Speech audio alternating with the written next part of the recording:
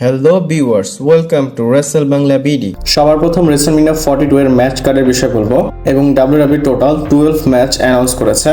আর কয়টা ম্যাচ আরো অ্যানাউন্স করতে পারে সেটাও কিন্তু একটা কোশ্চেন। এখনো অনেক সময় বাকি। ডাব্লিউডাব্লিউ চাইলে আরো ম্যাচ অ্যানাউন্স এবং বিল্ডও করতে পারে এবং আপডেটে বলা হচ্ছে ডাব্লিউডাব্লিউ এর থেকে বেশি ম্যাচ অ্যানাউন্স করবে না। বেশি গেলে 2টা ম্যাচ তারা অ্যানাউন্স করবে বা অ্যাড করতে পারে। আপডেটে বলা হচ্ছে ডাব্লিউডাব্লিউ প্রথম নাইটে 7টা ম্যাচ রাখবে, দ্বিতীয় নাইটে 7টা, টোটাল 14টা ম্যাচ তারা রেসলম্যানিয়াতে করাবে। এই আপডেটটা রেসলিং অবজারভার রেডিও থেকে এসেছে। তারা বলতেছে WrestleMania 42 will have 14 matches, 7 on each respective night. এখানে ডাব্লিউডাব্লিউ 12টা ম্যাচ কনফার্ম করেছে আর 2টা ম্যাচ অ্যাড করবে, মানে আপডেট অনুযায়ী 14টা ম্যাচ ফিল আপ হয়ে যাবে।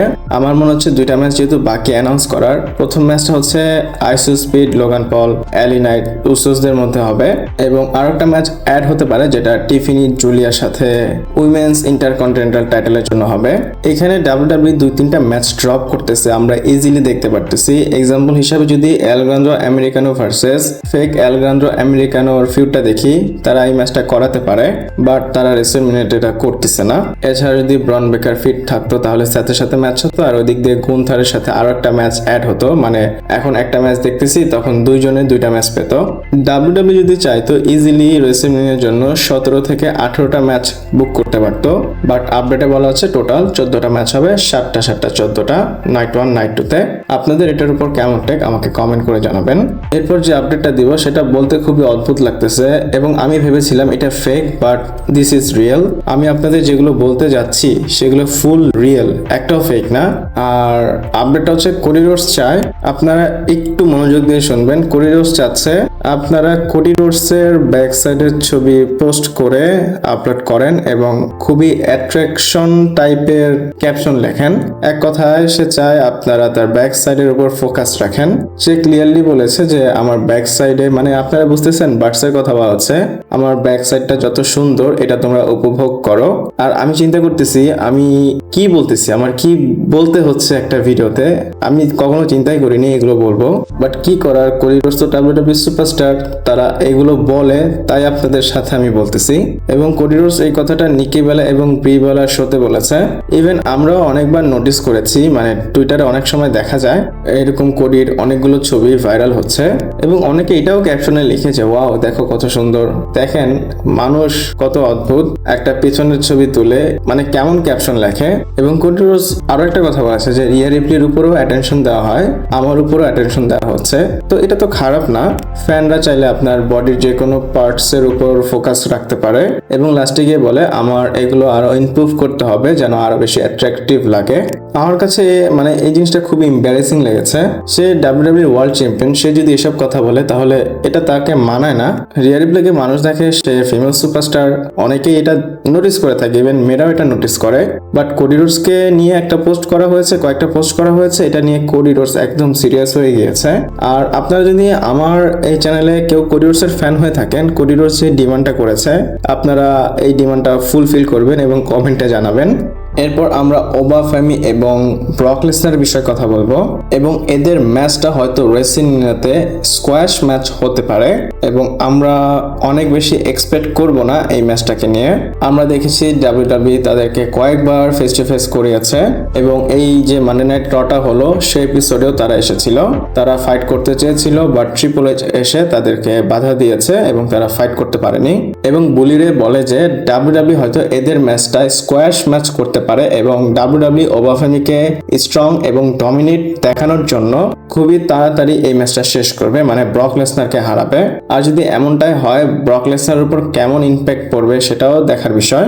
ডেফিনেটলি ফ্যানরা বলবে যে ব্রক লেসনারের সাথে খারাপ হয়েছে, তার লেগেসি রুন করা হয়েছে এক্সেট্রা এক্সেট্রা, বাট ওই দিক দিয়ে ওবা ফেমিকে এটা অনেক বেশি হেল্প করবে। তো বুলিরে এগুলো মানতেছে, তার অ্যাকর্ডিং ব্রক এবং ওবা ফেমির ম্যাচ একটা স্কোয়াশ ম্যাচ হবে।